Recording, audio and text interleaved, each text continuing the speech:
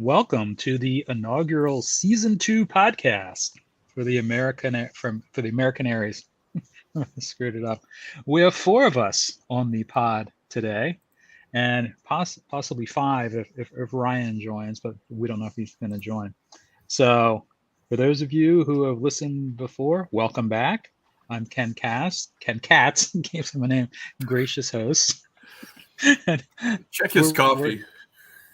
I don't drink. If it's coffee, it's decaf. I'm not even drinking coffee right now. So joining us, we have regular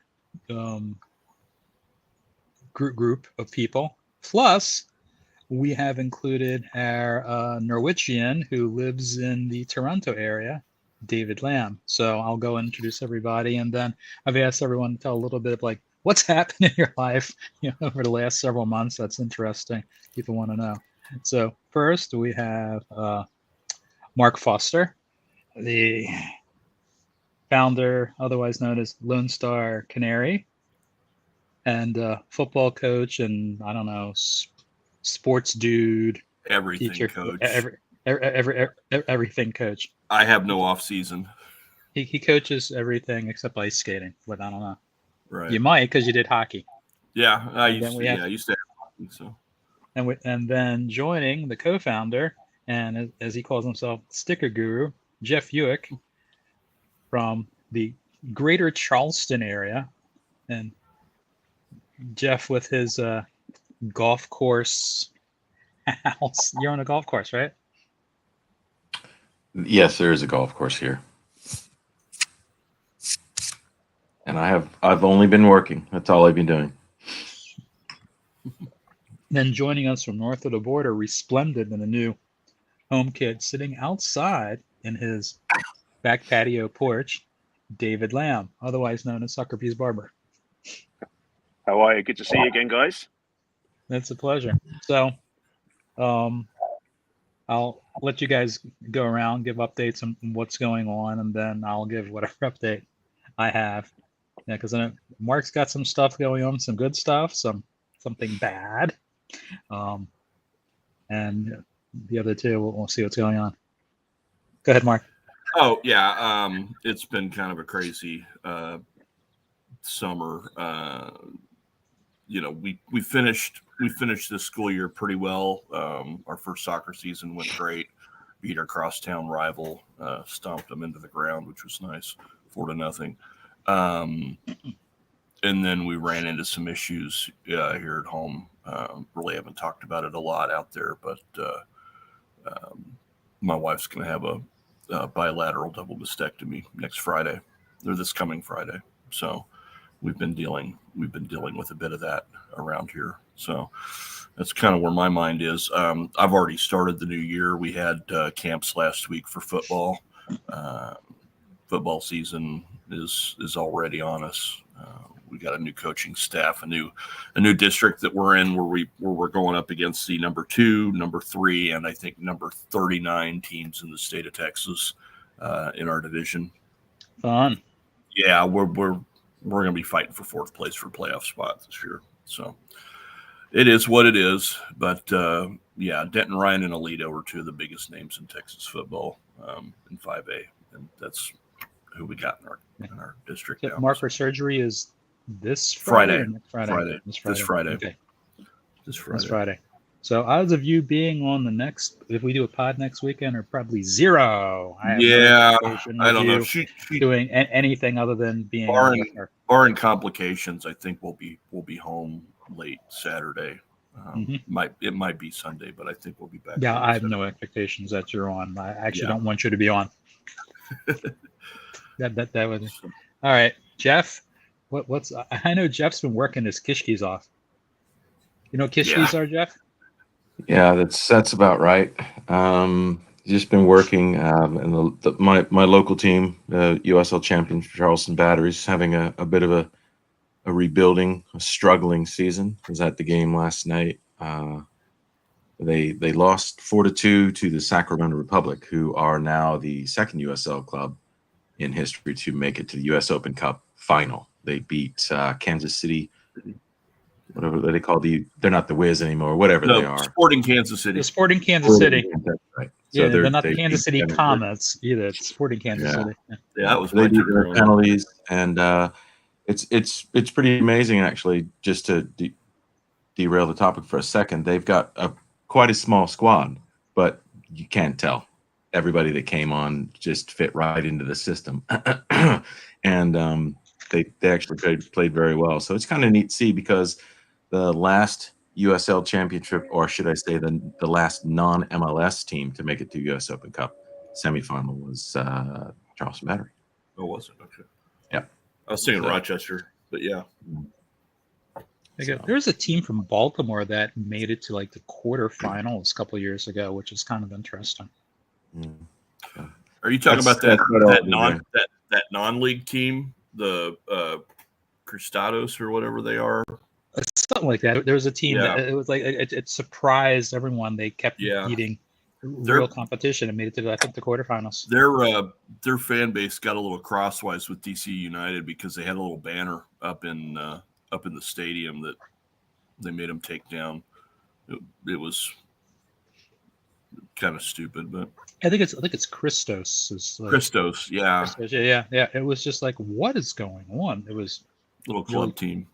yeah. They have, It was, they have to do all the pre-qualifying because it's literally just a neighborhood club team. Yep. And they somehow, I think they had like two brothers who were very good. I think one played on the U.S. team a little bit. I think. I don't know if he ever played in any major competitions, but I think he has a couple of caps. And then his brother, and then they somehow just figured out how to score goals.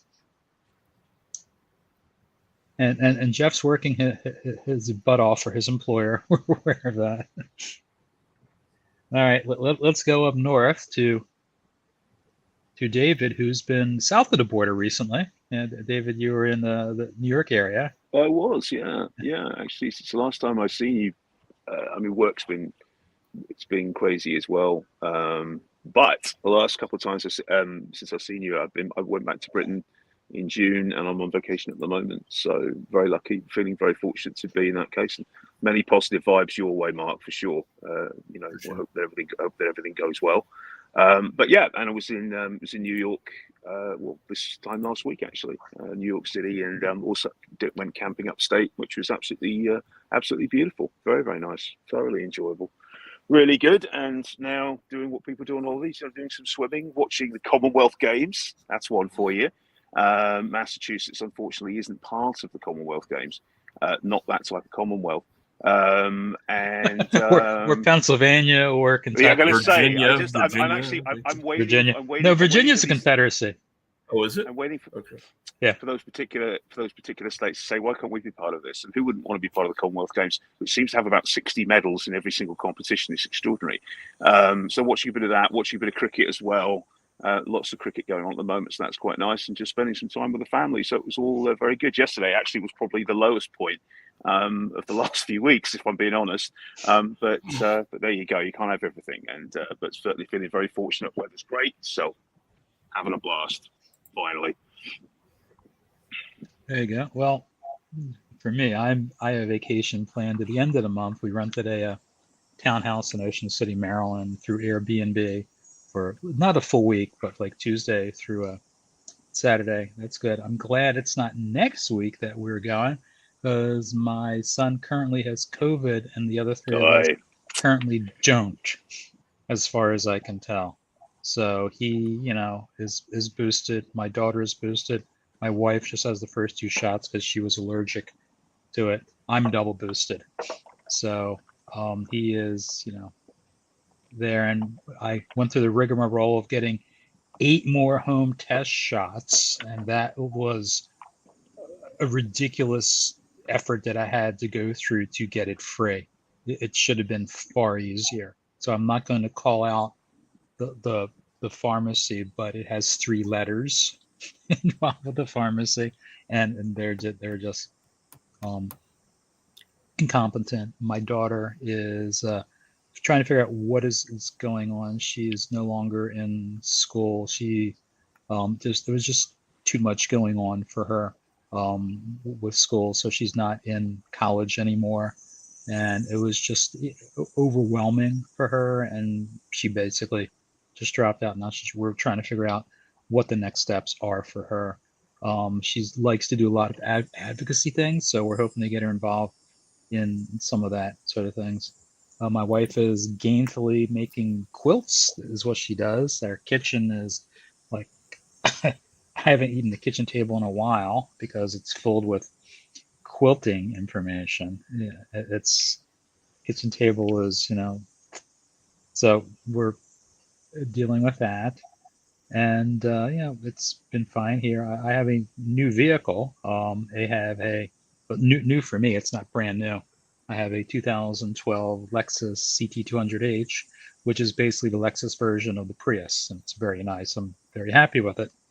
My previous vehicle was a 97 RAV4, which meant that I had that vehicle for more than 25 years, and that vehicle owed me nothing. But it basically needed thousands in car repair, suspension wise, and other things. And I knew some of that was coming. I said, nope, that's it. So got it from CarMax. I've been very happy with the vehicle. Haven't even taken it in for service. It's probably overdue or something I gotta check out. So but that's sort of what's happening with me. There might be some interesting things happening with me in the future, but I can't say a damn thing about that until things happen. So there's a possibility of stuff happening with me and for me that would be very interesting. But until a couple of things happen, it's not going to happen yet. So I have to be very discreet about that until it happens. When it does, you guys will know, because it's interesting. But I can't say anything about it yet because hasn't happened. There's a couple of steps that have to happen for me to have something good happen for me. I'm being very cryptic about it on purpose. No kidding. Yeah, Yeah, I'm being very cryptic about it on purpose. How to tell Because someone something without telling someone something. I can't. Did you go to a little convenience store in Illinois anytime recently, Ken? Illinois? No, but I've been to Chicago a lot. Illinois. Yeah, he's setting up the trust now, Jeff. Sure sounds like it, doesn't it? What? A trust? I don't think he gets it. Oh. What's with the little store in Illinois? I mean, if you said I'm going to a single winner of the jackpot lottery. Oh no, that is not me. No, 1.3 billion. No, Mega Millions. that is not me. Although my best friend's father won like 300 million in the lottery in New York or something.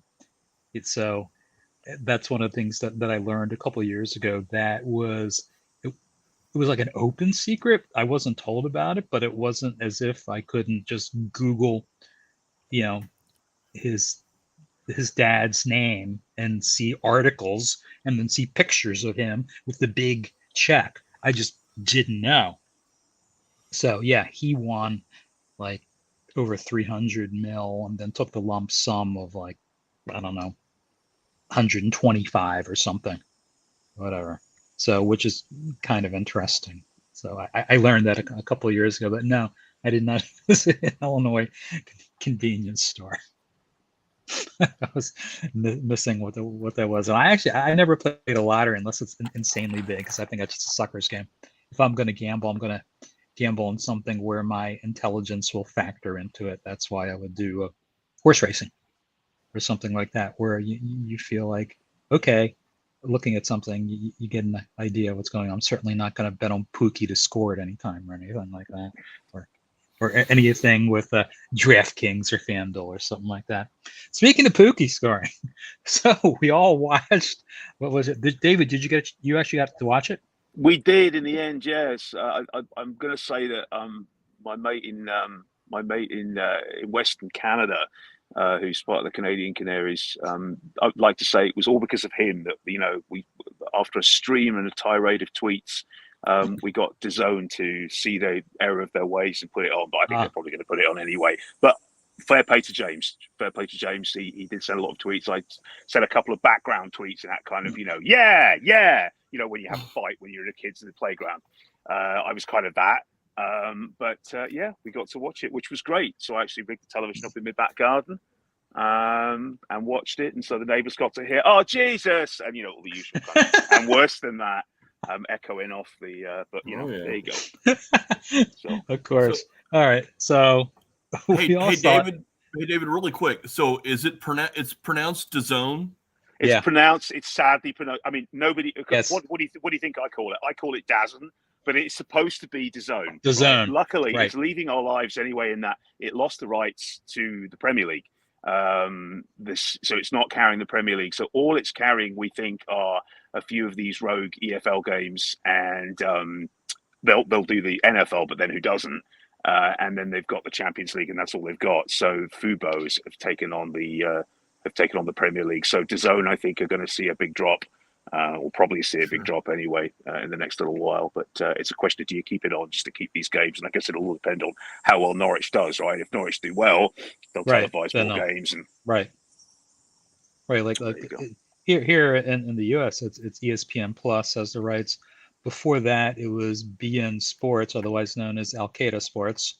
Right. Yes. No, Al Jazeera, not Al Qaeda. Al Jazeera, sorry, Al Jazeera Sports. And I give BN Sports credit for never publicizing the fact that that's who they were, but they televised the games. But ESPN Plus has got 2 or 3 that they're showing, and BN would show maybe 1. And it was. And it was the early game, always the early game, or whatever. Yeah. They would show 1. Well, Kay Murray was on there, and other things. Kay's sort of like a Twitter friend. We share the same birthday. I'm older than she is, but we share the same birthday. So I've tried to get her on the pod, guys. I'll try again because she's now doing ESPN FC. She's doing the women's, especially women's football. She's definitely in the studio and stuff like that. And she's married to Matteo Benetti, who actually was on BN Sports at the time. That became sort of an open secret, and then confirmed. So they have a couple of kids. All right, so let's go in. We all watched it. What the hell went wrong? What went right?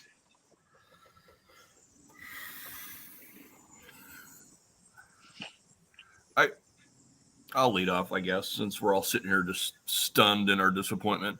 I felt like we weren't ready again. I mean, I take it for granted that the chemistry's not there yet because we don't have everybody. And that's a normal thing every year. We don't have everybody that we're supposed to have. We got people that are still coming in, people getting up to fitness, people coming off of injury, all of the above. This isn't the roster that's going to be playing in December. Excuses. But man, there just wasn't anything out there. They didn't. Where was that team that played Marseille? I mean, holy moly. I was disappointed. There's nothing clicked. So many bad passes. We looked just flat out poor, not just across us, just your average day-to-day, a third of the way across the pitch pass. I don't know how many of those went out of bounds. It was just like there was no chance on that. Heavy feet. Either went out of bounds or were right to a guy in blue. Yeah. And the goal itself, a seeing eye shot through traffic, it gets by Kroll. All right, happens. We're Norwich, it happens. But the opportunities weren't there. And I don't know what to do about this, but we just got bullied all day long. Agreed. And I got to thinking this morning, how many minutes in would it have taken for Buendia to get a red in that game? given his attitude with how many times he would get beaten off a ball, and he would have he would have had a yellow 20 minutes in, and Mm-hmm. could have been pushing the second yellow by halftime in that game because it was just foul after foul. I listened to, not to jump too far ahead on things, I listened to the BBC Norfolk feed. I had it synced up without any adjustment for me. Yeah, it was good. I didn't have to tweak it at all. I didn't listen to any of the Sky / ESPN feed at all, so I don't know what they were saying on their side. But they were fairly neutral. I didn't get the sense that they favored one side or the other. Or were they commenting at all about the physicality before the fight even? Not a whole lot. I noticed that they weren't.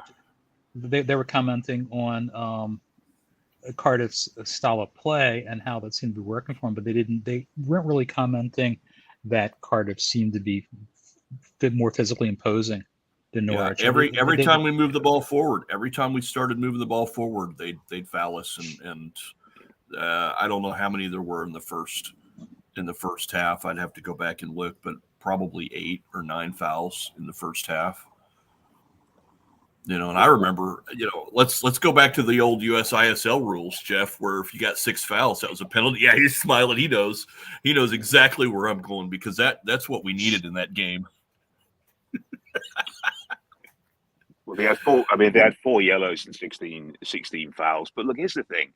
Yeah, that's the championship. That's going to happen. Everybody knows that. More than half that squad have played in the championship before, and I think they were shaking off some of the rest of the Premier League. This is where friendlies also don't do you any favours, because, of course, both sides in a friendly game are trying to avoid injuries. The Marseille game is a typical one of that. Lots of passing, lots of moving around, not greatly physical. I thought it was a poor game. I actually thought both teams were poor, to be honest. The goal was a goal that, was born of a mistake, defensive error.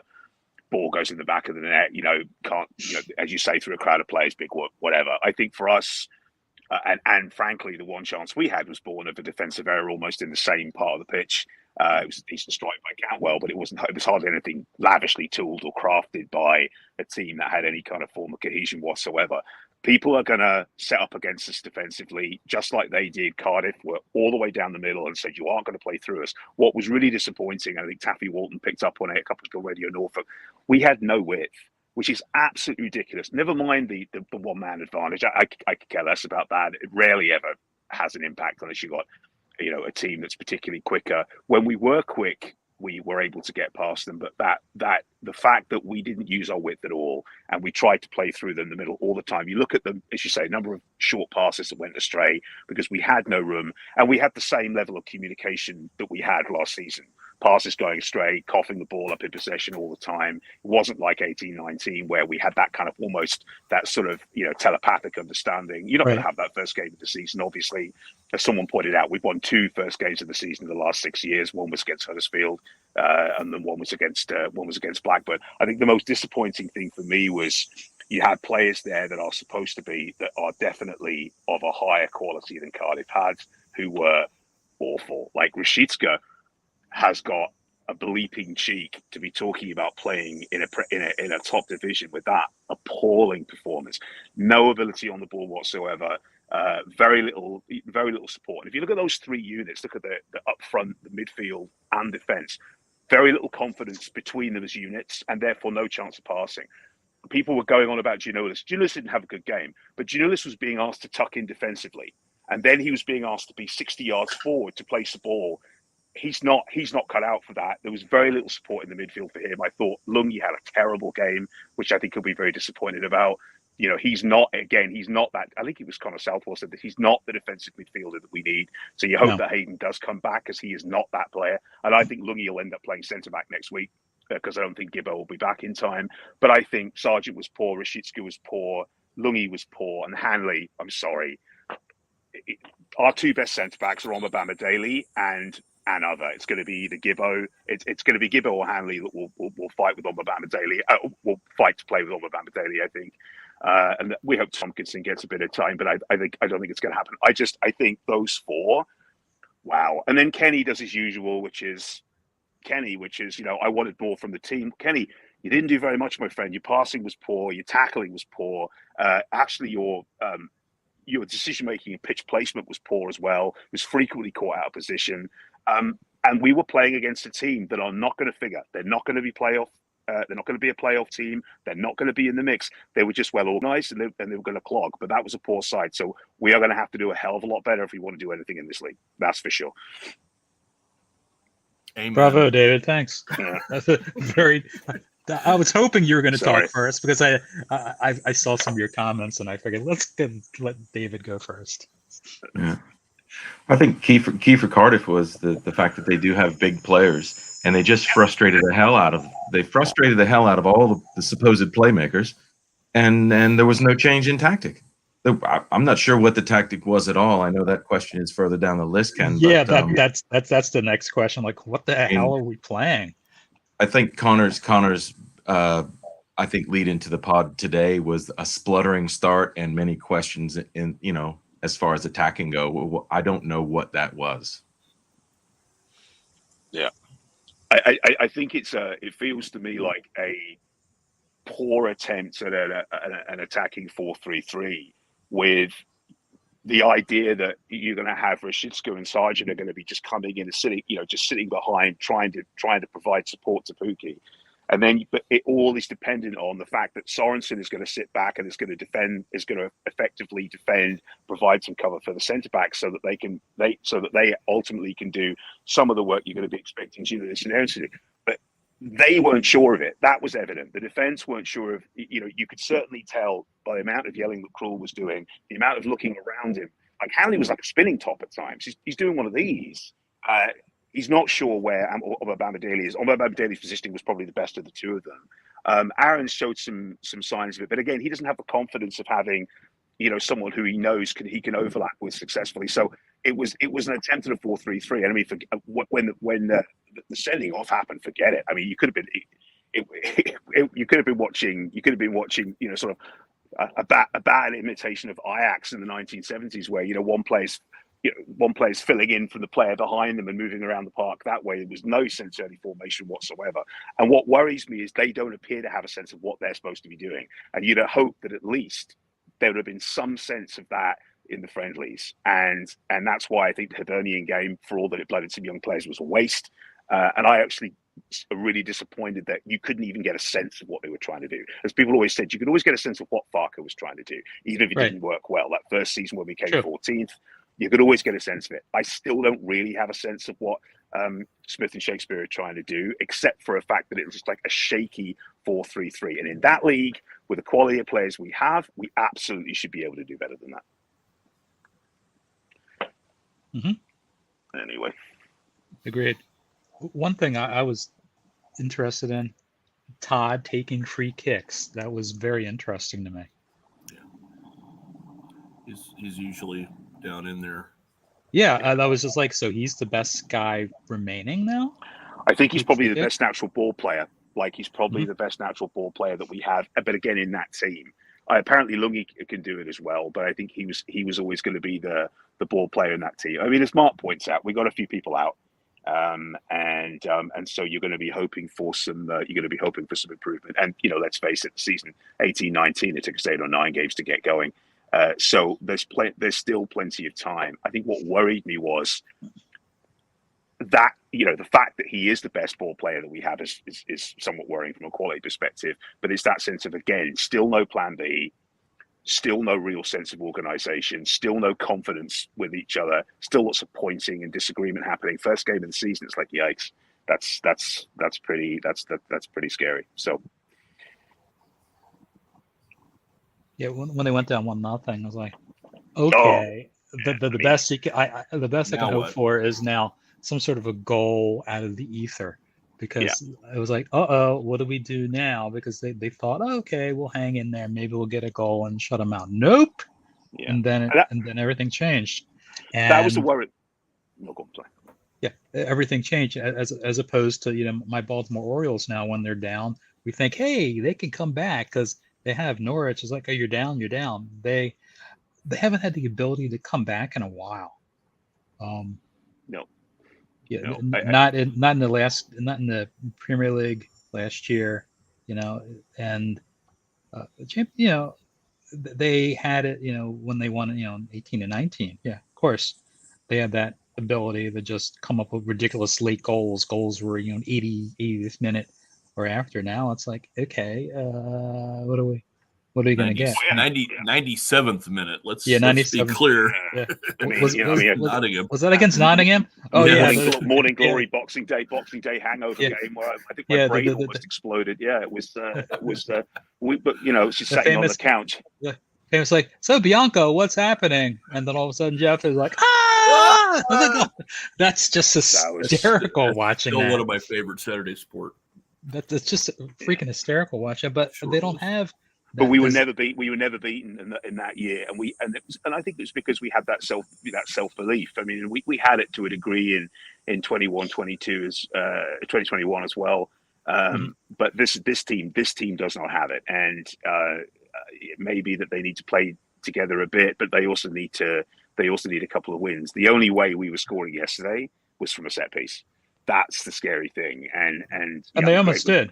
Yeah, and we almost did, and it was, and if we got away with the points, we would have, I think we would have felt fortunate. I actually think a point, because again, I don't think Cardiff were particularly. I think Cardiff were well organised, but I thought they were pretty poor at times, and certainly very cynical. Point mightn't have been a bad result, but I think a point would have papered over the cracks. And there's a lot of work that needs to be done because we weren't scoring otherwise.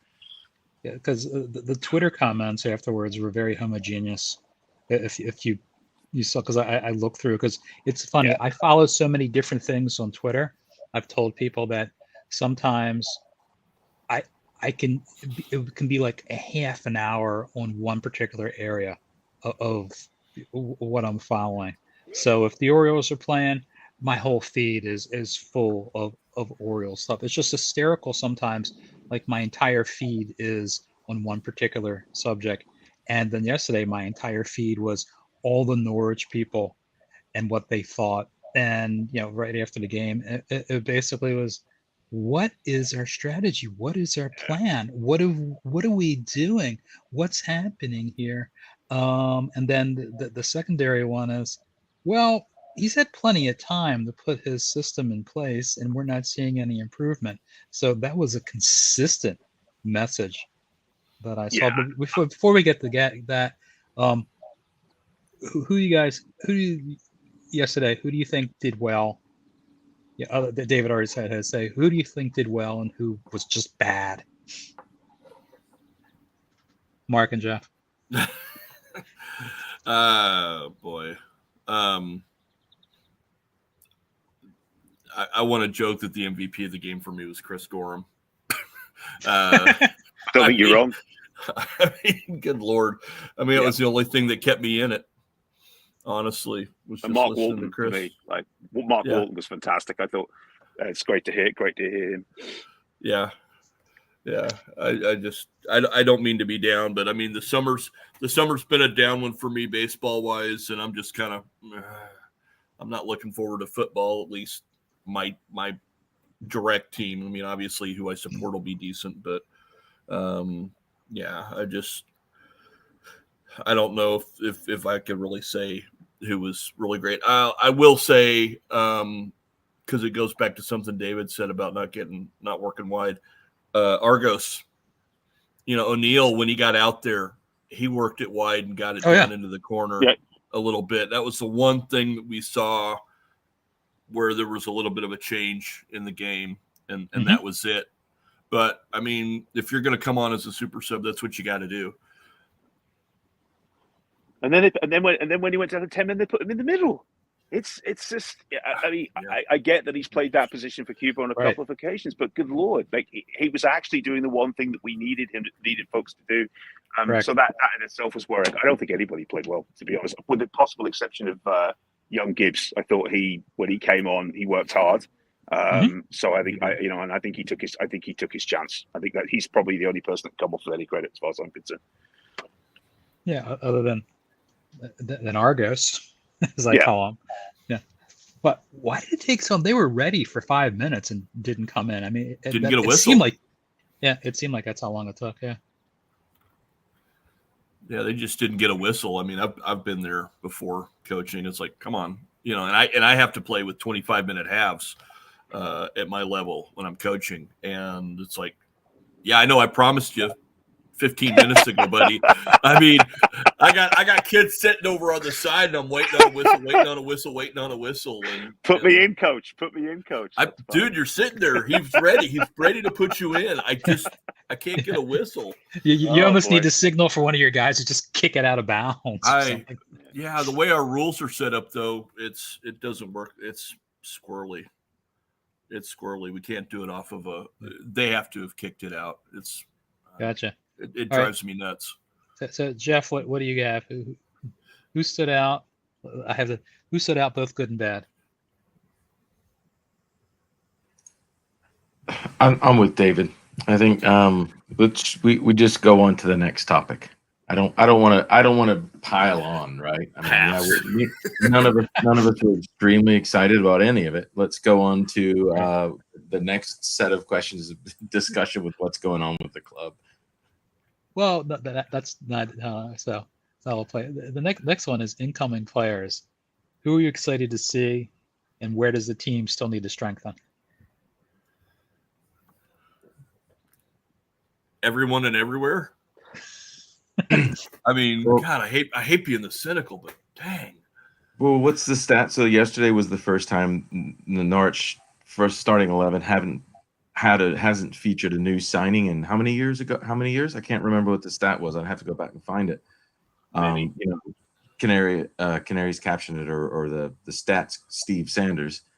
But it was the first time the starting 11 didn't feature a new player to the club in a number of years. Yeah. So and you had that weird experience where you had Sinani come on. He hadn't actually played a first team game, so it was Right. in effect. But been with the club for 2 years. I've had enough of those days. I tell you, we got to stop doing that. That seems to be what we spend half our life doing, is buying people in and getting rid of them, rather than actually focusing on having people who are going to be able to either develop in the academy or who are going to develop into first team players. I'm looking forward to seeing Hayden. I mean, they brought him in on loan, knowing that he had a knee injury that they haven't had cleared out. He's supposed to be back in 5 weeks. I think the proof of the pudding is going to be whether Hayden's going to be able to play that holding midfield role. So that's probably the most exciting. Nunez and Sarah will be a bit of a crapshoot. We'll just have to see how well they adapt to the conditions. But every indication is that they are going to do a decent job for us. But we said that about Ricky Van Wolfswinkel, the poor, much maligned Ricky Van Wolfswinkel, Oh God! Only out and out striker to be put into a Chris Hughton team and expected to score goals. Poor man. So. He scored two. I think he scored two. He scored two. He scored one in the first game of the season against Everton, and that was that. equalised to 2-2. And he scored a League Cup goal. Yeah, one in League, one in Cup. Yeah, okay. That's it. That's what he did. But yeah, I mean. And then the poor guy had like a head injury or something issues. He had like long term. Yeah, that's pretty bad. Yeah, long term issue with stuff. Yeah. And then he's been playing the last couple of years someplace. I think in Switzerland. He's playing for SV20 at the moment in Holland. Okay. He was playing for Basel. You're right, before that. Okay. And so yeah, he's been about, and he's actually at Twente. He's actually been doing pretty well. It's the same he's club. He's been productive. I mean, he scored. Yeah, the same club that Jolis is now on loan to. So I'm looking forward to seeing Hayden. I do think that we are looking. It's relying on Pookie to score another 30 goals a season. I just don't think it's going to happen. And it seems to be there's a reliance on him and Ida to notch the goals. So a little bit worried about that. I really, because he's such a good sort of cheerleader type for the club, Hugo would like to see Jordan Hugo score goals, but again, he didn't last season, and so I don't see that necessarily happening. So I would certainly like to see a striker, but championship striker, most expensive thing to get. It's always tough. And I do think that still it's all going to be about whether we have one of those two signings fire in the midfield for us. We Mhm. really miss Ollie Skip. Like, good Lord, we miss Oliver Skip. Oh yeah, of course. And never has that been more clear in the last couple of seasons. Didn't Skip play something like all but 30 minutes All but 30 of the minutes of the season? season, Something and like that. Didn't he they was pull him one fabulous. game? Yeah. Yeah, well, he injured himself at the at the end there, right? And he was fabulous, and I think we pretty much owe 2021 to him. I think, to be honest. But there we go. So let's hope that Nunez and or one of Nunez and Sarah fire, that Hayden Is fires. Nunez signed yet? Not yet, but it's Not close yet. apparently. Okay. What do you guys think of the focus on South America now? Is this purely a Brexit thing, or are they realizing, it's a purely Brexit thing? Purely Brexit thing. I mean, he talked about it a couple of years ago, saying that they're starting to do that. The club obviously launched its partnership with Cortiba not long ago, and the South American market is, I mean, they're putting a lot of work in simply because it's going to be very, very difficult for people to get the necessary work permits to be able to sustain and to work in England. So. Yeah, we saw this coming under Farca because there had been a lot of discussion, I think, even about Farca, that had we not picked him up as a coach when we did, if we had waited another 4 months, we wouldn't have been able to get him as a coach because he wasn't a first team coach. Yeah, I think we even had to deal with it with him. I mean, those days of getting second and third division guys out of Europe isn't going to happen anymore. It's actually easier to go across and find the guys in North and South America. Yeah, I'm curious if they're going to look at MLS a little bit because they were. Well, it started with Kone, right? And with that. Mm-hmm. So I mean, it's because wasn't there just they were interested in was Daryl Dike, and I was like, oh, he came in and was a house of fire for half a season, and I was kind of surprised that they weren't. Came over from Orlando, yeah. So. Yeah. And I would have liked to have seen him or someone in his style play for us, because it's kind of fun watching that big guy just go right through the middle. He wouldn't go down like maybe Pookie would under the pressure. I certainly don't see DK being intimidated by the Cardiff players. How about that? He's no. Right. And even though I think he's Nigerian in origin, he's a Sooner in my head, so I like that. So he's from Edmond. Certainly needs some physicality. When you looked at the side yesterday, right? For a championship team, Omobama, Daly, and Hanley, two fairly big units. Pretty much everywhere else on the park, not so much. And I think that that's the thing when you look at Sørensen as a holding midfielder, it's like, good Lord. You could snap, see more meat, see more meat on a horsewhip, as they say. And unfortunately, it's the championship. That's what the championship is, and it's never going to change. So that's a little bit of physicality. And if we're going to do any buying between now and the window, I think some physicality in the middle would be helpful too. Yeah. At least it's the second option. Yeah, you guys asked about the announcers. They did mention that how physical it was. Like, this is a typical championship, match going on. It's just easy for me to just, log on and watch it. Just it's fine. I'm not trying to do two different things at once. Yeah, I think it was just made worse by the fact that we're 4 and 5 and 6 and 7 fouls into the game, and there's been no discussions by the ref. There's been no, hey, I really need you to knock this crap off, and that's where it just got chippy. I mean, it was like watching hockey. I mean, if you swallow the whistle, the guys are going to drop them because it's like, if I can get away with this, let me just. Wasn't Pookie airborne somewhere right around midfield? Someone clocked him, and I saw him go airborne. I'm like, what was that? The ref was awful. The ref, I mean, he should not have been reffing that game. He clearly is not of a good enough standard. I saw him a couple of years ago, and I think it was Rotherham against, who the hell was it? I think maybe Rotherham Leeds, and he had an absolute stinker. He's not a good ref, and I think, as Mark said, he didn't stamp his authority on the game early enough. I mean, we had 6 or 7 fouls in the first 5 minutes. It was very clear what was going to happen in the rest of the game, and that brawl was almost inevitable. I think it was just he had a shocking game, and that free kick decision was awful. I mean, it's not even debatable. You know, you can bring the play back. You absolutely can give the free kick. There was no advantage. Just mind-blowingly stupid. But anyway, there we go. Interesting. Yeah, so I'll be interested to see how the South Americans do. But yeah, it was weird. Like no new signings. You know, Sorensen. That's just people were happy to see him in that role. That's just not his best role. Yeah, it's just interesting. I feel like it's going to be a rebuilding year, but we don't have many new players for a rebuilding year. Not like when we flipped it over, and dumped everybody with Farka, dumped everybody out, dumped a lot of salary, dumped a lot of payroll out. Right. When Farka came in and brought in the Germans. We haven't done that yet.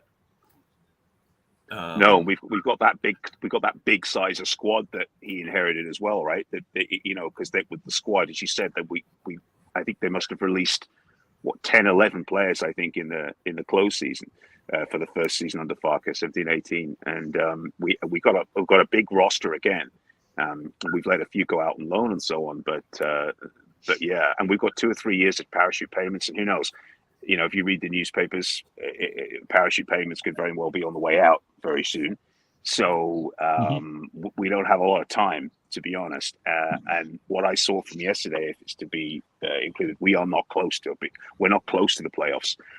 It's funny, you look at a couple of the podcasts. I don't know if you listen to the not the top 20 podcast. It's a very good podcast. George Alec and a couple of other guys had us coming second. Paddy Davitt said he thought us coming 5th or 6th. I don't see it. I really don't. Yeah, but I think you're gonna have to wait until September. And you guys know, because people are like, why is it starting so early? World Cup. Yeah. They have like a month break of games. They do. It's basically 3 weeks off, but it's like a month gap in matches. And yet they actually restart during the tournament. So it's I think the Premier League doesn't, but the Championship I think restarts at some point in December, such that it's really just the group games, and I think the second phase that the Championship players are considered to be a part of. And then it goes, and I think they restart on December the 9th or something. So that's a good, almost 10 days before the tournament itself actually comes to a close. So yeah, I didn't pick up on that yet, because there's going to, some squads are going to have championship players on them. Yeah, absolutely. Yeah, absolutely. If Wales makes a mad dash for the semis like they did in Europe a couple of years ago, you're going to have a lot of championship players in that team. Probably be to our detriment, though. So yeah, they'd have to knock out the U.S. or England. Yeah. Yep, this is true. And you guys do know that the U.S. England game is at 2 p.m. on Thanksgiving Friday. I'm going out on a limb and saying the ratings of that are going to be fucking huge. Yeah. Because it's Thanksgiving Friday, and I mean it's nuts. People are going to be watching, and I think every freaking sports bar in America is going to have to be prepared for massive crowds for that. I think so. But I think the ratings, I was like, when are they playing? This is Thanksgiving Friday, virtually. I mean, people in retail and stuff, but you have the rest of the so-called, white collar and even the blue collar population that aren't going to be working. Yeah. It's going to be so bizarre, though. It's just going to be so bizarre watching a World Cup at that time of year. It's just so odd. Mm-hmm. Always been around my birthday. I've been able to watch games of the World Cup, and it's all been about being outside and throwing beer all over yourselves and so on. So it's just going to be odd having to do that indoors, When in 2014, when my son did a journalism camp at the University of North Carolina, it was right during the World Cup.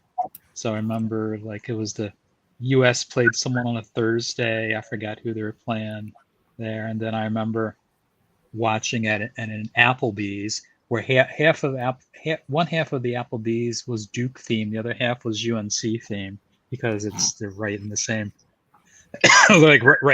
right in between, and we were watching a match with the penalty kicks. It may have been Brazil involved or something like that. So I remember that was June, at some point in time. Remember doing that. And then, was it before that? Yeah. Before. Was 14, was that when, yeah, it was 14 when Tim 2014 Howard, was yeah. when Tim Howard had that ridiculous game that was against Portugal. Was that 14? I think that was. I'm drawing a Wasn't blank. I've wasn't slept that since- 2014? I think it was 2014. Yeah, Yeah, it 2014. wasn't Yeah. 2010. That's Yeah. for sure. Yeah, no, it Yeah. wasn't 2018, right? No. Yeah, 2018. When did was 14 when Germany demolished Brazil? Was that 14? Yeah, so that was 2014 Yeah. semifinals. Yeah, definitely, 2014. I watched that by myself at a Mexican restaurant. At the bar, I was watching that, and the people started coming in because I think the Orioles were supposed to be playing the Nats that night. Then they got rained out. So I remember watching that, and it was just a ridiculous scene, of them going, "What on earth is going on there?" So that's interesting. So those are things that were going on. But I watched a lot of that at different places, not in my house, which was interesting. All right, so we cover that. Now we have a lot of stuff happening about the club. So we have rebranding, rebadging, the kits, TV package, memberships, front office personnel, and hey, is the Brewers guy going to pay?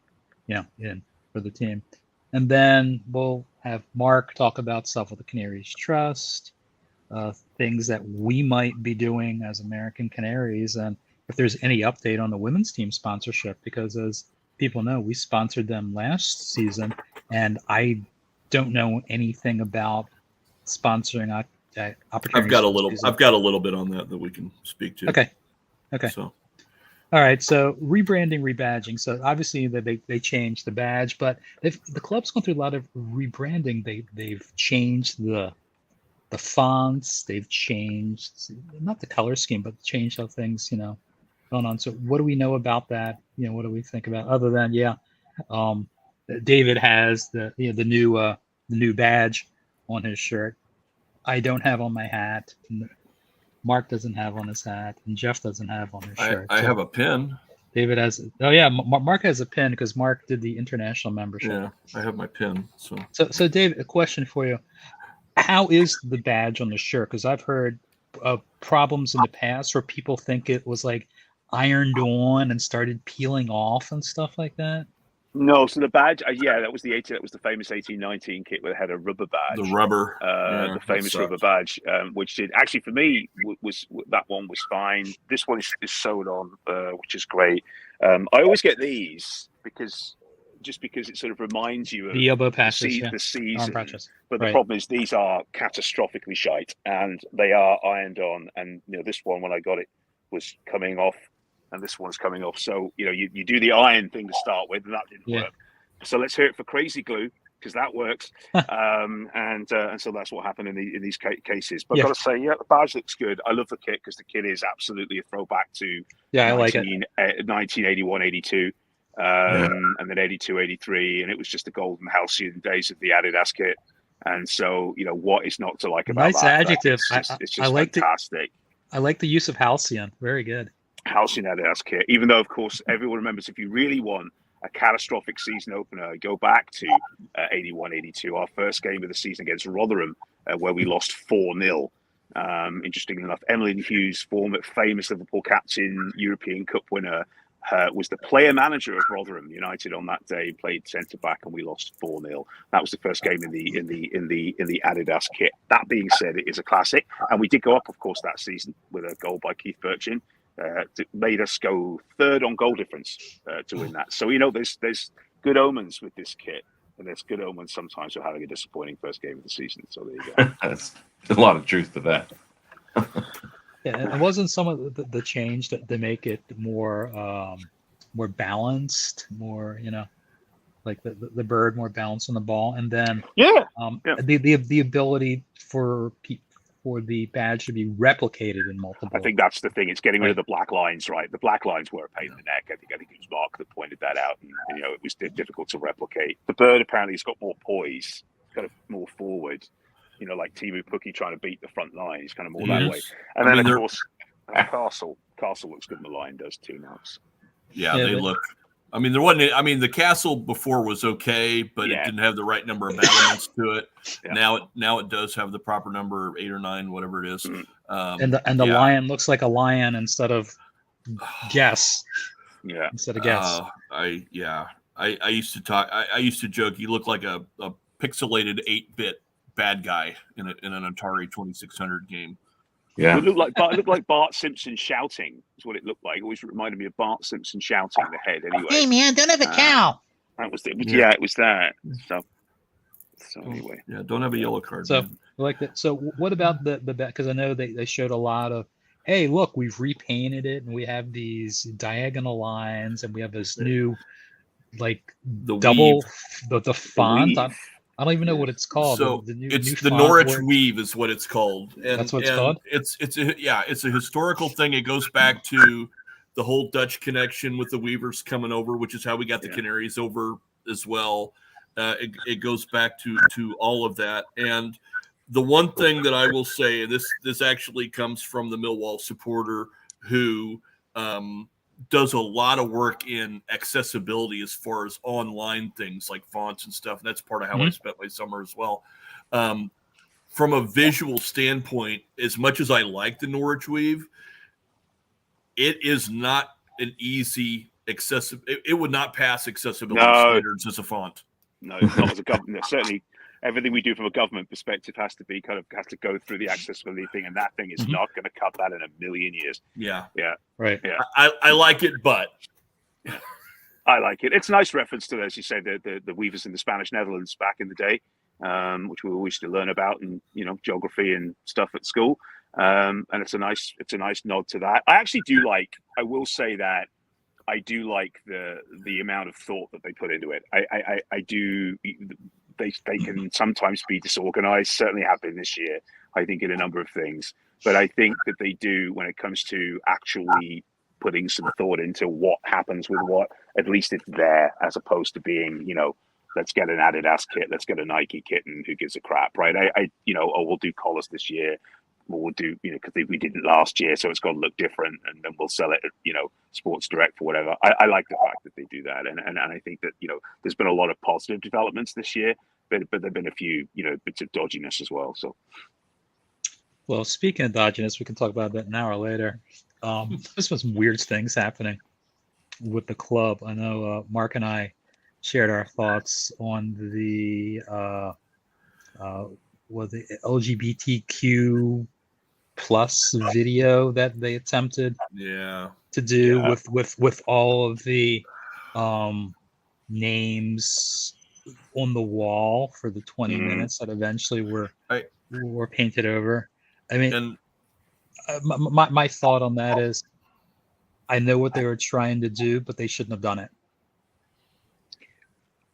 Do they have a head? This is my question, and I must confess, I actually don't know the answer to this, but it feels like they do not have a head of media at the moment, or they do not have a head of operations at the moment. What they have are a group of people that I think do various things, and then you kind of end up in this particular.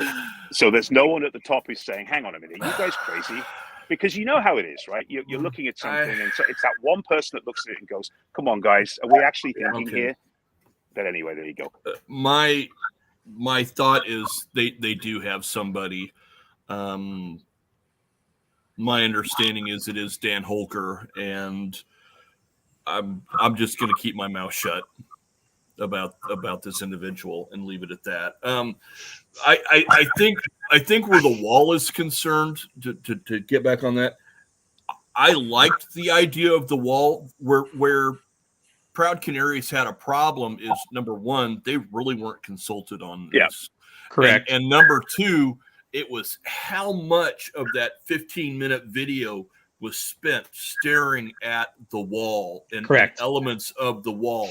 If it was there and it didn't spend 85% of the time Mhm. on the screen screaming at everybody. I think it would have been okay if it's, here's a little bit here, here's a little bit there, here's what it represents.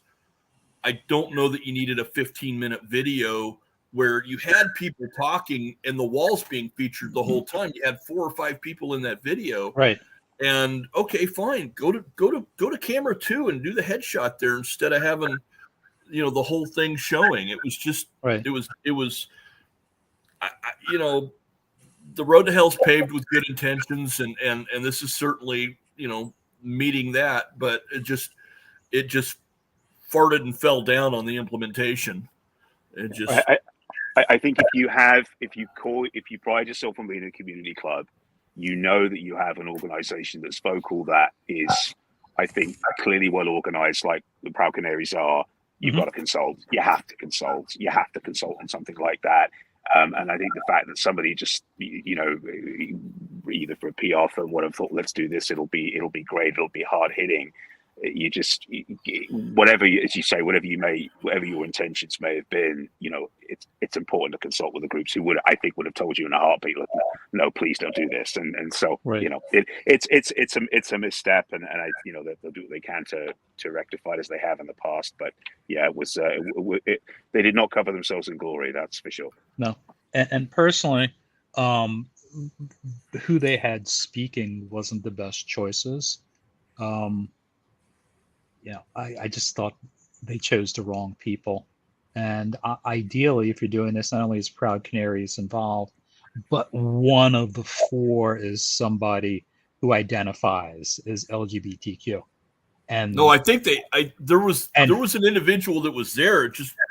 It was not one of the, I guess you could say, A-team representatives of the community. It wasn't someone like Di. Because Right. Di is who you would for that, and so it wasn't. They had Darren Eady, Kenny McClendon, they had Megan Todd. So and then there was another individual. Again, the fact Yeah. that I can't recall his name tells you where he is in Right, the pecking order. And right. And Megan, no offense to him, but Right. just right. Megan's a past guest of the podcast. I had a great discussion with her.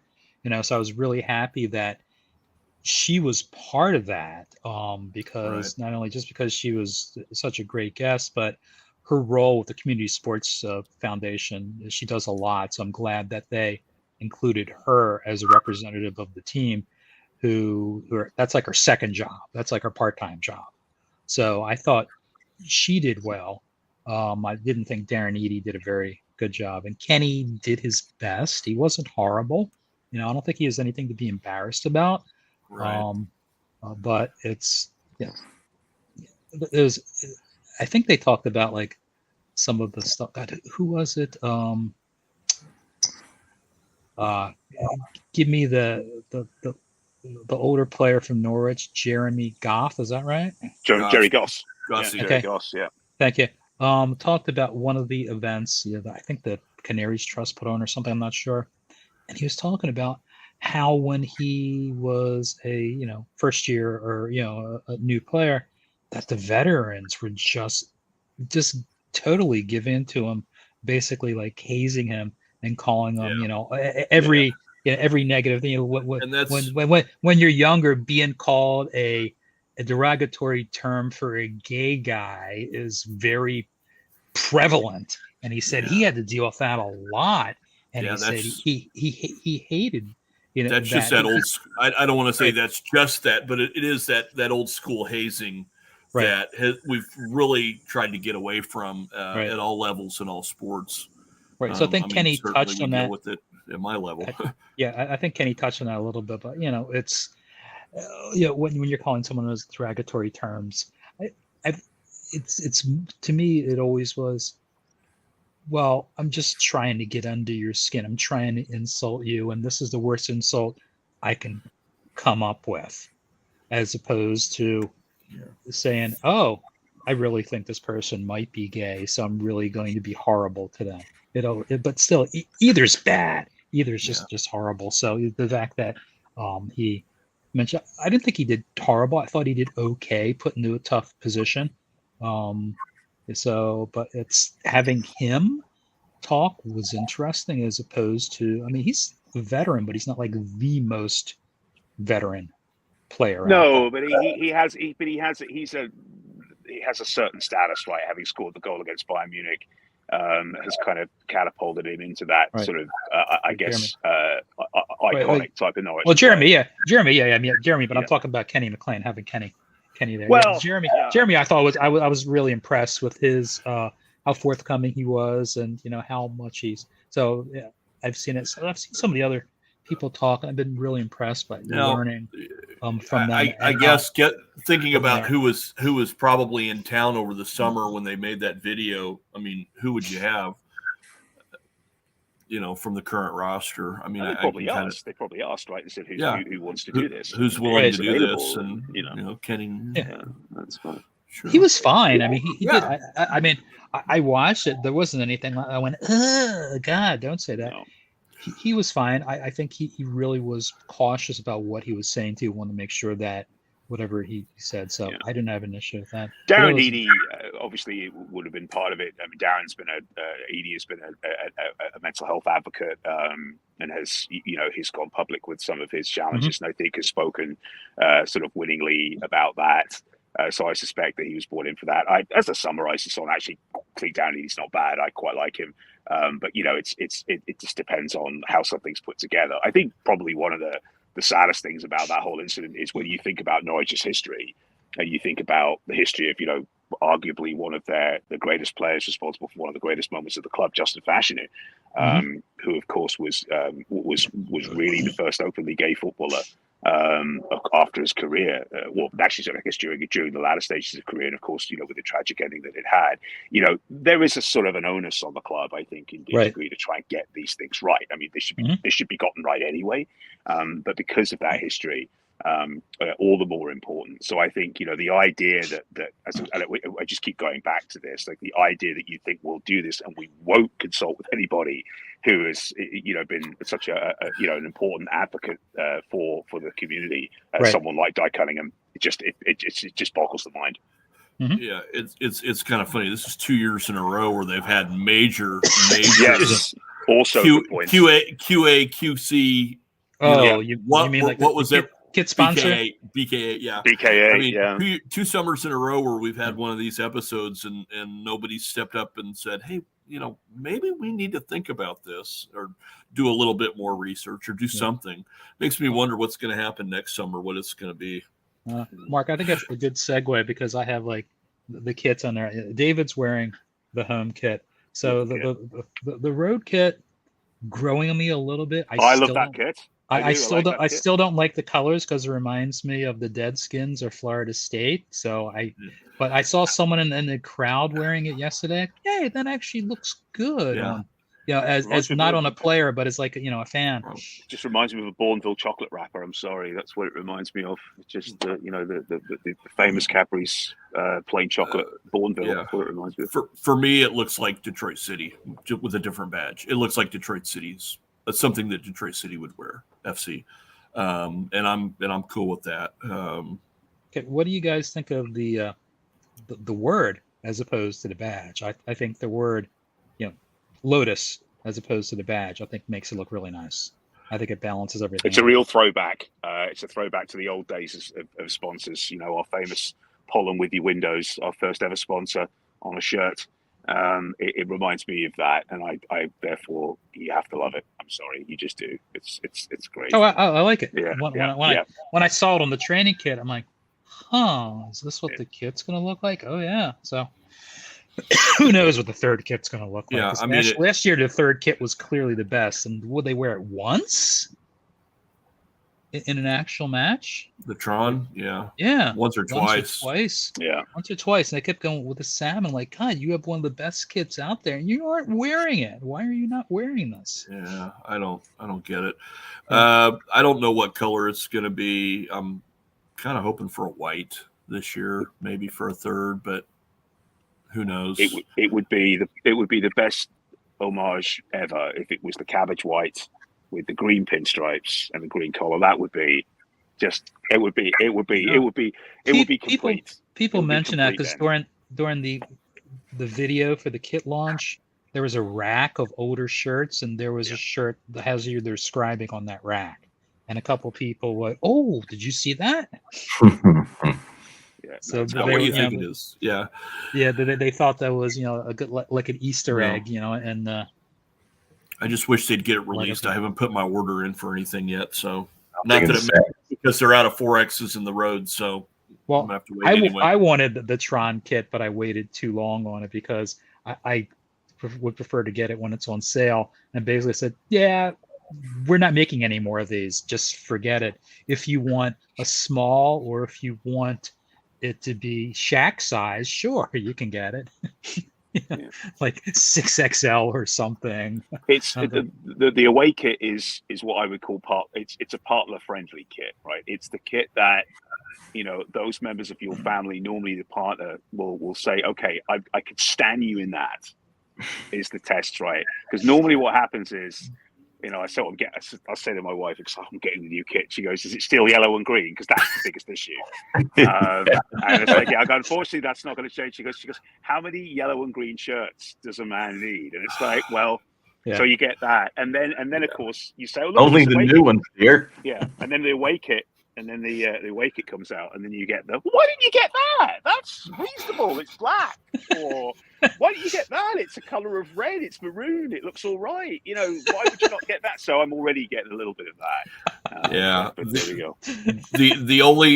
The one nice thing about having the yellow is I'll wear them out on a weekend or something, and we'll be at Costco, and she's like, well, you're easy to spot. Yeah, easy to spot. I can find you anywhere. So easy to spot. Mark, you ever get anyone else like, yeah, Brazil? Yes, I've had a few of that. Is it Australian? Because apparently I sound Australian as well. Well, I have to a Canadian you would, yeah. I have the jacket. So the one that Lambert wore a lot on the sidelines. I have that, and I'll wear that. That's like my lightweight jacket. It's sitting right over here. And every once in a while, when it's cooler and I wear it, I'll get people looking at it like, the hell is that? So I would say I get like 90%, what the hell is that? And 10%, Norwich. And then of course I talk to somebody who recognize it, but most of the time people are like, that's a soccer? What team is that? You just see the confusion on their face. I do get more and more immediate identification of who it is now than I did 5 and 10 years ago. Certainly. Oh yeah. Well, yeah. If you're in the Premier League, they're going to notice. Like, oh yeah. I remember a couple years ago, I was at my gym, and there's a female, like maybe 20 years old or something, and she's wearing a QPR warm-up jacket. That's out there. Yeah. Yeah, it was a QPR warm-up jacket, and so I'm like, oh, that's QPR. Are you a fan of the team, or are you from London? Oh no, my dad got it for me because he knew I liked the colors. She had no idea what it was. Yeah, that's like, odd. Oh God. Yeah. I thought someone's wearing QPR. I'm like, so I said, hey, so I asked, and she was like, really had no clue. Because that's the other thing with this is like, no one's buying this off the rack, right? Like, so if you're wearing it, it's you've got to have some understanding of what you're wearing, which is different from some of the other kits. We see people walking around in the Barcelona kit, and it's kind of thinking, right. Well, I forget. When I was up in New York City, there was a Joma store that was like closer to where the Times Square, but I didn't go back to it. I went to the Pele store because the Pele store they have a Pele. Yeah, I went to the Pele store last weekend. Yeah. Went into the Pele store. Oh, the Pele store, by the way, used to be a theater. That used to be a small theater. That's why it's set up as it is. I've learned that because I'm connected to people who do theater history. That's why that building looks like it is. There used to be an old small theater, so I went in there. I'm like, oh, there's a Joma store, and we just never. My daughter and I never got back there. It was a little bit out of our way. I really wanted to go in just to see if they had anything Norwich on the racks, and I didn't go back. So when I go back this year, which I plan to do, I'm going to make sure I stop there because I remember where it was. Yeah, but you Yeah. can't find them. It's unless you're buying from the club, it's not there. Right. So I I was mean, curious because of the new thing with Joan. Was curious, would they have something? we have a couple of like secondhand stores around here, some chains, and every now and then I used to do this. I don't do it anymore, but you'd go in and see, okay, what have they got? I mean, this isn't Goodwill. Oh, yeah. It's like Hollis and whatever, but it's always the bigger clubs. Yeah. If Right. I want a $5 shirt, here you go. It's Barcelona, Right. Real, Mhm. Man U. Didn't really see a lot of Man City. I'd see Liverpool and the odd Arsenal, and that was about it. But yeah, you would never find anything of ours because it just never got over here. Even after they had that one deal with whatever that company was that you never heard anything about again uh, for marketing things over here in the States. You don't know. Yeah, so I'll have to go back. All right. So we don't know what's going to be. So TV package memberships, they're sort of combined. I have not paid for the TV package because I pay for so many freaking things with streaming and everything else that I'm not going to do it. And if the highlights will be out there, the highlights are going to be posted and X, Y, and Z, and I'll have to rely on you guys. I'm just not going to do it. Yeah. Well, I worked soccer camp this summer at the high school, so that basically paid for my TV package. So There you go. I haven't done it in the past.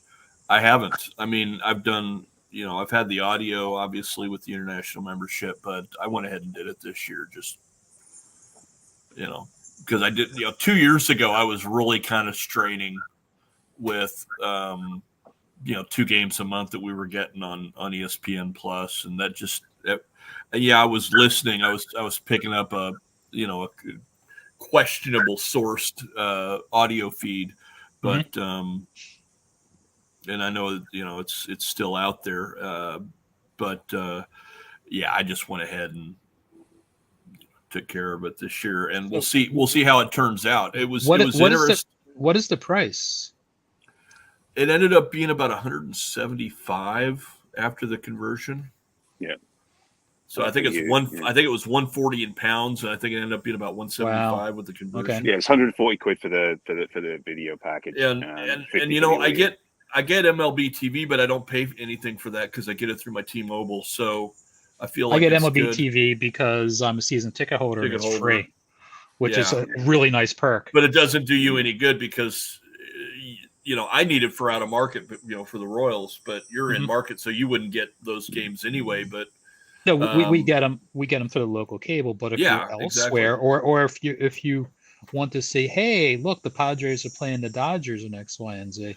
If you want to check that out. Yeah, we have used it. I also shared it with my mom and stepfather because they're down in Florida. The only time they'll see it is if they're playing the Rays or the Marlins. I mean, I have been looking at this NFL Plus system that they've just released, but I'm not seeing the magic words on it with out of market games. So I really don't know if I can watch the Chiefs with it or not. All right, so for those of you listening, if you want to pony up $160 some, you can watch every single match.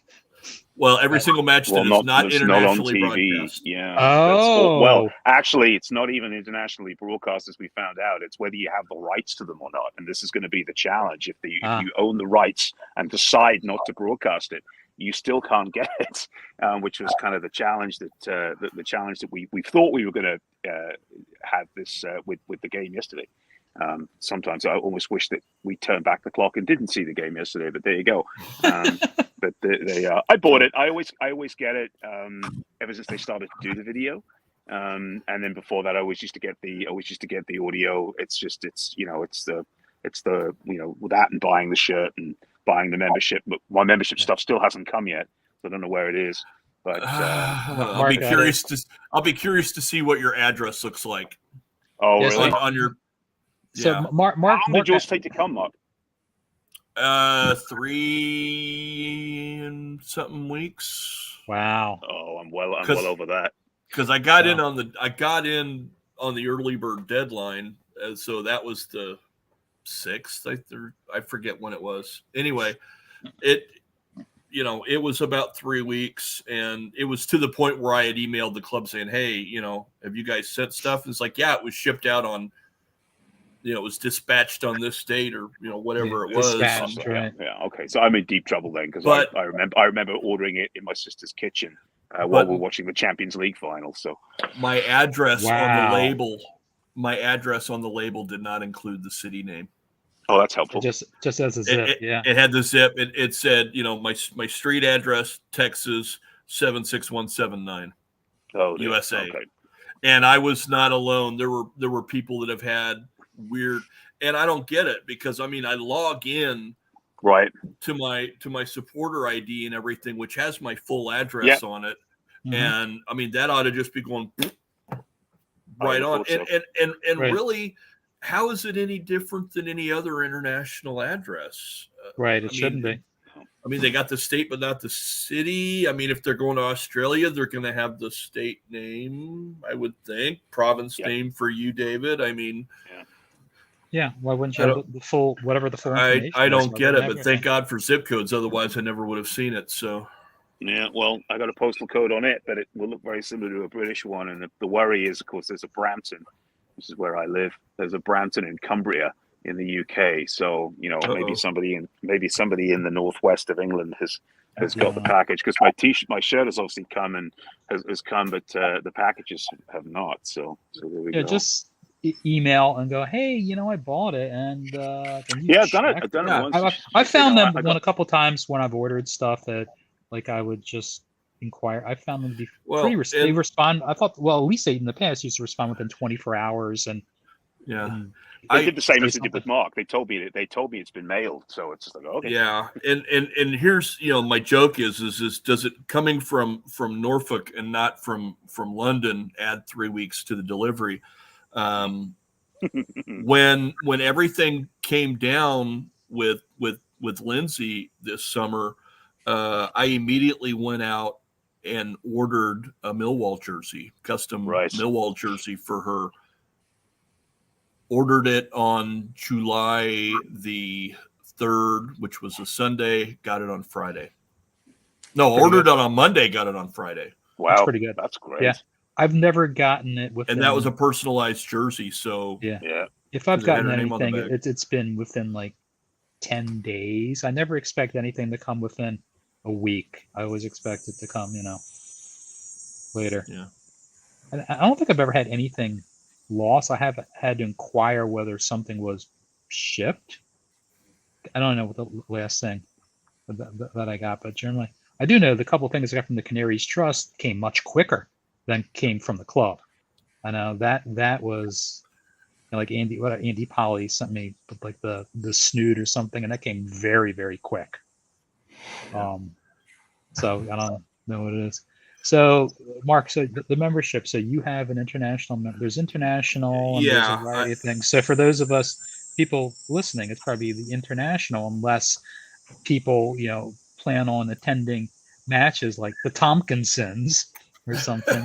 They probably have a different match. Like especially his dad probably has a different membership than David Tompkins probably has a different membership. Well, and David's parents are still over there too. Right. Who knows, what all they're doing. Okay. On that front. Okay. Which reminds me, can we work through his parents to get JT to request an appearance on the pod? I think it's going to probably, not that I've worked on it or anything, but it's probably going to require that kind of end around. If you're like, hey, you guys are both on it, we'd love to have JT. Can you get him to say, hey, Dan Holker, I really would like to go on the AmeriCanaries podcast. My parents were on it. Can I please do it? Right. No, I'll start working that angle. Yeah, that would be great. I think we have more of a shot of getting him that way than I think we probably do. Yeah, so, Josh Sargent, especially I can imagine his mom going, "Come on, Jonathan, do it already, man. These guys are good." So I did go ahead and get the international membership this year again. It doesn't come with the audio package this year, which okay, fine, I get it. Different league, different rights issues, all that. I no problem. you get a nice new button with the new badge. So, it's a nice little, however 1-inch button, 3/4 inch button, however big that is with the new badge. And they sent everybody a nice little, I think this is an A5 sized framed, nice little wooden frame, not plastic, badge down below, and it's the back of the jersey with the Norwich Weave lettering for this year. So, kind of nice. It's just a print. It's not a real jersey or anything. Okay, I was like that, curious obviously. about that. Yeah, I would tend to think it was a print, but they wouldn't be cutting little jerseys and stuff. Taking little infant-sized jerseys and right. I them didn't up think and that, everything. Yeah. And this is so nice. So last when you do year, that, you get to choose your number and name on the back, right? No. I had no idea what was coming. I had no idea what was coming this year. And oh, really? So you didn't get to say, "Hey, give me." It's like a mystery pack. It's okay, and it's less stuff than last year. And because I saw when I was looking at it, it says there's nothing there that says, "Oh, we're going to give this to you. What name and number do you want in it?" I didn't see that at all. No, because everybody's like, "Why number 9?" And I'm, okay, well, that's kind of like your main striker number, and blah blah blah blah blah. And if you're going to have a number down, but others posted it was different numbers. Really? Yeah, I thought it was the guy whose package got destroyed. I thought it was a different number. I could have sworn it was a 9. The one that with the corner knocked off? Yeah. Yeah, I thought it was a 9. Really? Okay. Yeah. And yeah, I don't see how you could fit a double-digit number on there for one thing. The way they sized it. No, they'll give you a goalie kit. Yeah, they'll give some people goalie kits. Yeah, well, that would be, a goalie kit would be kind of cool if you're a goalie. But yeah, I mean, it's nice. I mean, last year it was the flag. It's other side. Nice little flag, which is nice, and a lot of travel stuff, like a baggage label and some other things, and that was all. It was fun. Different, and I wouldn't expect the same stuff year after year after year, and so. They have to go through their beads and baubles and stuff. And this, I mean, to me, this is kind of nice because this is probably going to be in the shop. I don't know if it's in the shop right now. I haven't looked, but this is probably going to be in the shop or available somewhere else. This isn't. Yeah, it's personalized. Yeah, that's nice. It's personalized. That's very nice. Yeah. So that's kind of nice. I'm not spending that much money on it. It was $25, something like that. I forget how much it is, but well, I can tell you, as long as I've been a season ticket holder of the Orioles, I get lots of swag. I've never gotten anything personalized from them. Right. They've never said, "Oh, here's your special season ticket, holder gift. We're going to give you your own personalized jersey." A lot of stuff. I've never gotten anything personalized. And back on the broadcast for half a second. So yesterday, obviously, it wasn't broadcast on.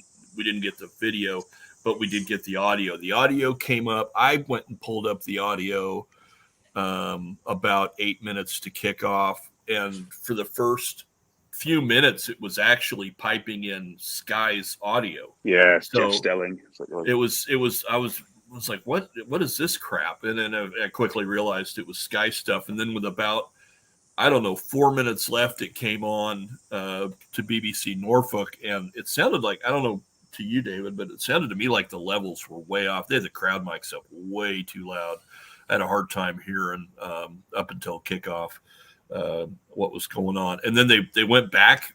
It was really weird. They went back to Sky at halftime for the first half of halftime, I think it was, which was weird. They did. And then they finally go back to probably because they shut off their mic and wanted to make sure it wasn't dead air. Well, normally what happens is that you used to get the full kind of, Radio Norfolk, and you get the halftime. So, want to see if, Swardston Cricket Club is still, is winning its, 40 overs a side match on Sunday, and whether my local town, Wells Town is winning its game in the angling combination. Yeah, let's go to the walks and see how that game's going. And that's fantastic. That's what it's all about. Mick Bowler, who still doesn't sound excited about any Kings Lynn game he ever listens to, and then actually when you listen to Nick Bowler do his commentary, he gets quite excitable. But it's always. It's not going very well again today for Lynn. But they had it was a fantastic strike in the first half. Sounds fantastic, Nick. But not the way you're describing it. But that's what it's all about. But I agree. When we had, I think what they had, Mark, was when they do the video and they don't have anybody talking, they just have full on crowd mic, and I don't think they turned the crowd mic down for at least about 10 minutes. Yeah. It got progressively better.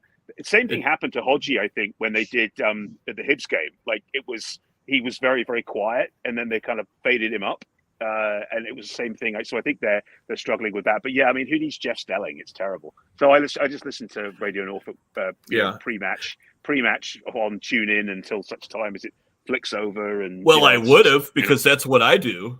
Yeah, but they had it taken out because of Commonwealth games, or I'm assuming it was. I said that. I'm assuming it was because of Commonwealth games, because we ran into this with the Olympics too. But I got in before pregame started, when it's normally the garden party, the last 5 minutes of the garden party, and they already had it. They already had it blocked out. So I was like, I came in then. I came in for the garden party. This is great Radio Norfolk trivia. I came in for the garden party, but then actually after the 5 minutes of blocking, it came on. I had it on VPN, and it did come on eventually. Oh hell! So you missed it, unfortunately. It's like one of those. I guess it's like Casino, where the two wives talk for 5 minutes on the phone to beat the wire, and then on it comes. Great so reference. So it was a little bit like that. But no, it did come on eventually. But there you go. So and then they cut out before Canary Call got started. So I wasn't going to listen to it anyway. Not after I wasn't a game either. Like that. Not after a game like that. Am I going to? What are we playing here? No, it was just, what's going in training? It was what's this? My favorite one ever was after Grant Holt got sent off against Reading. Do you remember we played that game against Reading in the Championship a few years ago? We won 4-3, and I think we went 3-0 up, and we got back to 3-3. Holty got sent off, and this guy calls up and he goes, I think really what happens is when they give a red card, he should be able to stay on, but then he gets suspended for the next game. That's what I think should happen. Just he gets a red, but you're able to stay on, because that ruins the game. If you get sent off, then that's 10 versus 11, and it ruins the game. And you know what? He's got a point. He has, because Holty would have won us that game, but it was it's like all these phone-ins. They're all marvelous. You got to love them for that. And honestly, it's, to me, Canary Call is not any different than totally any other post-game call. I don't care the sport. I don't care the team. No. All sounds the same. Well, it's the family. Yeah, it's the Family Guy episode. Where Peter does Kiss FM, and he does the kiss call in. And the guy calls in and says, no. Yeah, Kiss rules. Okay, great call. And that's. I mean, it's every single one of them is the same. So, that sounds and then the lead singer from Styx calls up. And says Kiss suck. That sounds sort of like the Chris Farley bit on SNL, where they're all like it. Chris. Hi, welcome to Chris Farley show. I have where they won with Paul McCartney. It's like, Paul. He's like real nervous. Like, Paul McCartney. It's like, yeah, Paul, remember when you were like with the Beatles and you made all that music, with John, great. Paul, and John and George. Great. Yeah. He's like, yeah, that was great. It really is. Those are always just funny. Like I saw that kind of recently, McCartney. He did a really good job not cracking up, because it's okay. This is the bit. You need to be as straight as possible. I'm gonna play. It'll get laughs if you're just okay. Yeah. I was in the Beatles. Yeah, I remember that. Yes. It's almost as bad as that. Although, do they have any like kids calling in, like 8, 9-year-olds calling in? They do sometimes. Yeah, there's a couple. They do sometimes. There's one or two that have been semi-regular, and I forget their names and all, because I don't listen that often. And you get them. You also get them on the scrimmage as well. Some of these kids, because the scrimmage for us, it's at midday, but it's 6 o'clock over there for them when it's on. So you get them on Thursdays as well. There's a couple of different kids that have been on. So they do get some younger kids, 8 and 9-year-olds. Yeah. I mean, I don't listen to talk radio much, hear sports radio, because it's horrible. But every once in a while, like if a kid calls in, you're like, I actually know what the hell they're talking about. And then the hosts generally want to talk to them because they figure, wow, maybe this little kid won't be a jerk and maybe actually has done some research and is bold enough to call in. They're not going to be, It's a fun little change of yeah, pace. yeah. They're not going to be calling. Like the parents aren't going to let them call in. It's like, what do you got, little Timmy? Or whatever. Okay, that sounds good. Yeah, go for it. They're not going to come. Yeah, how come my favorite player isn't doing this? No, it's not going to be that. The kid's normally going to have something interesting to say, a question or some sort of analysis. All right, let's move. We sort of hit the front office personnel. Lots of stuff moving in I and will out. say on front office, we do have someone to replace Lynette Hannett now for our liaison with the club, and that's Elliot King. So he's been pretty forward about reaching out, and he's been all right so far as Good. just whatever international things that may Good. go on. That helps. Isn't there, like, you posted the international game is April 10th? 10th, yeah. The Global Canaries, I meant. Easter Monday. Yeah, Easter Monday. Yeah, and I got that from him. He had reached out a couple of weeks ago to say, hey, I'm the new guy. Let me know if you have any questions. And I sent him a couple of things, and he got back to me. And then he sent that out to everybody here this week on the Global Canaries Day. It's like, well, on one hand, it's great that they're letting us know at the start of the season. Of course, it was after our match pick window, but I'm not going to, I joke about that. I'm not going to be probably going to a game until I retire anyway. But, at least we know at the start of the season and not in like February, when the Global Canaries game is. Yeah. And if people are like, hey, what do you want to do for the kids' vacation? It's plenty of time to give that a consideration if someone is interested in doing that. Yeah. But Easter Monday is probably not the best pick, logistically. Mm-hmm. But at least I know. Yeah, I don't have any comment on that. At least it's there, and people have enough forewarning. Yeah. All right, let's talk about the Brewers, dude. No, Mark, and you've put a lot of content out about. Not in 2 months. Yeah, but you did. Yeah. You put a lot of stuff out about what he was doing with the Brewers and just kind of what Norwich might likely see Adanasio as a result of that. Right. Yeah. And then everything got quiet because all the NDAs finally kicked in. Although, I think they were always in effect. It was just a matter of, well, you put them out on the pitch after a game. Of course, we're going to figure out what's going on. Although I did hear something, it sounded like there was actually a leak of a guest list. So I don't know how much of the figuring out who that was a function of just being able to figure it out based on the pictures that were taken, and how much of it was, well, somebody did get a list. Probably both, but if it's like, okay, that must be I mean, David's animals in the background. I'm hearing crows, birds. The pet crows I have. Yeah. So that was that Connor Southwell? Who was that? Yeah, Connor? It was Connor and our guy.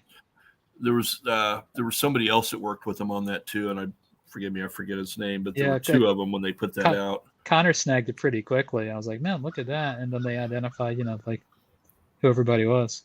Right, but then we haven't heard boo. I mean, we finally got some trickles of news this week, but really nothing more than an acknowledgement that things are moving. But the club still hasn't mentioned Atanasio's name in any of this. They're saying yes, Mark Folger's looking to sell his shares and is working with the club, even though he doesn't have to work with the club to do this, but he wants, culturally, he wants to have the right fit for whoever ends up acquiring his shares, which is, great. That's the way it really ought to be in the real world, but never is. So, we'll see what happens. So this is a guy he's not a major shareholder. He has lots of shares. I've heard anywhere between 15 and 18%. That's pretty big on this. So it's obviously it's not enough to put Adanasio in a position to where, I mean, he'll never be in a position unless he gets Michael and Delia's, because Michael and Delia have 51, I believe. It may even be slightly higher than 51. That. Yeah, but they've got the 51, so it's always, they've always got that part of it secured. And I don't know what the trust percentage is right now. I just know that they're currently 10th as far as the pecking order of percentage. So, there's not been anything over here on this other than just, hey, he was spotted at the game. We'll see what happens. I would think that if it had fallen out, that at least maybe over here there might have been something to say. Yeah, we explored that and we decided not to pursue it. So I think it's probably still moving forward, and we'll hear something in the coming weeks. So that's kind of what we've been led to believe at this point.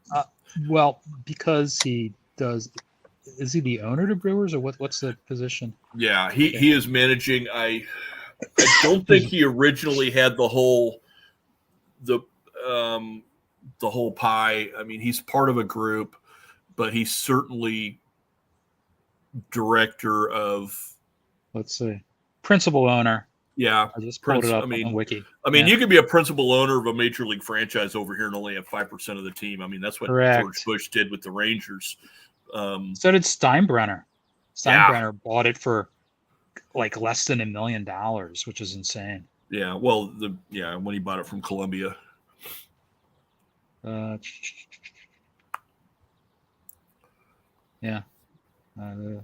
He couldn't buy his Indians, so he went with the Yankees.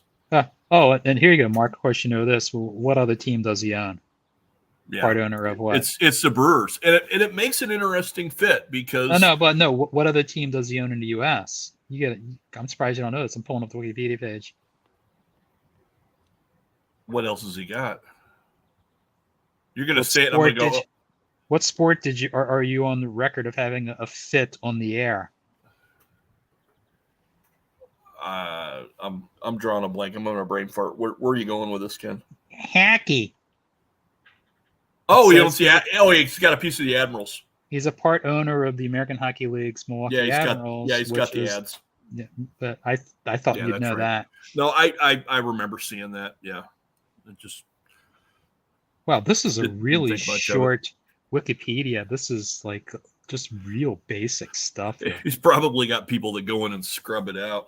Yeah, but this is like real basic. I mean, it's like one or two sentences in each category. This is almost like take the the bio that's on the Brewers website and just stick it on Wikipedia in different sections. Yeah. I mean, this is. I honestly, though, I wouldn't be surprised if it gets scrubbed, and then that's not to be negative or anything. It's just that I just think guys like that they want to keep things as sure. It's very basic. It's very basic. I mean, he's got a. I don't think holding company is right. An investment group. I don't necessarily need to know, and I'm sure he doesn't want us to know what pieces of what companies he has a hold of as a part of his investment group. Mm-hmm. And it's not really relevant, but I'll bet somebody's tried to go in and put that crap in if you go into the ad industry. Right. So where'd Jeff go? I don't know. He was talking off screen there for a second. And we have a comment. Someone's watching it. Do you agree that women's soccer is more entertaining than men's soccer? We just got a comment from Aaron McLaughlin in the chat box. Okay. Hi, Aaron. Thanks for watching. Probably a good time to mention that the Women's Heroes final. I know it's everybody over there. It's the final. Everybody's all pumped up over there.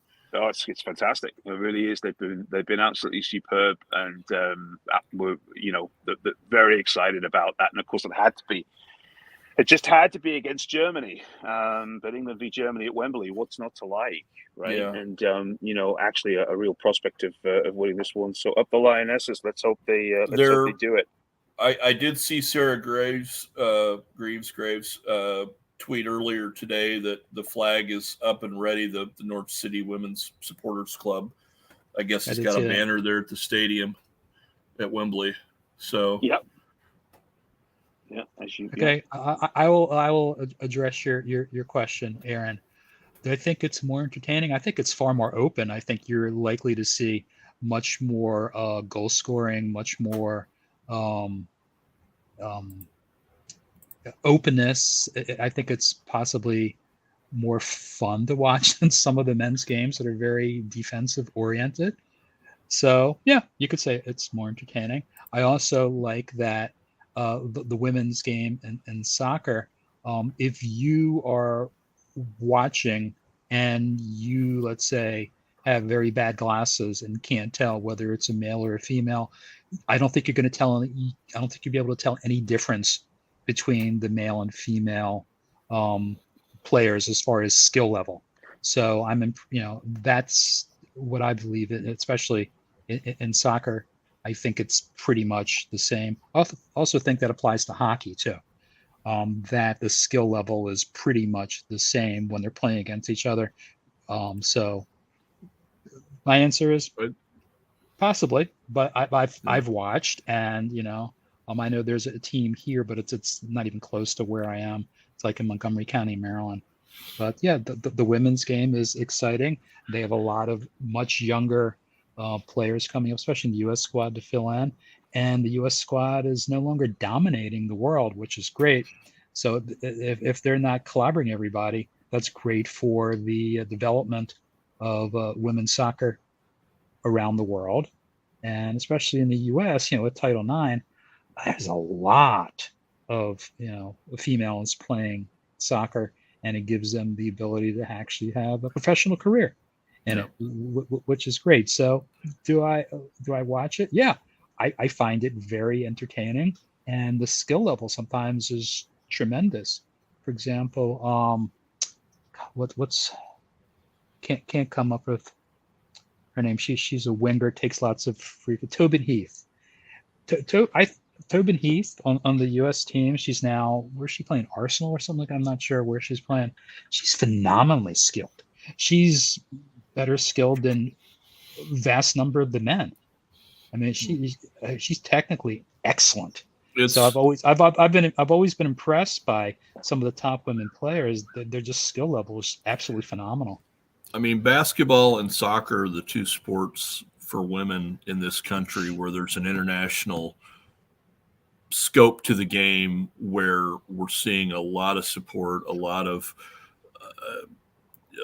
a lot of resources going into. We're actually going to get a women's dedicated stadium professionally in Kansas City.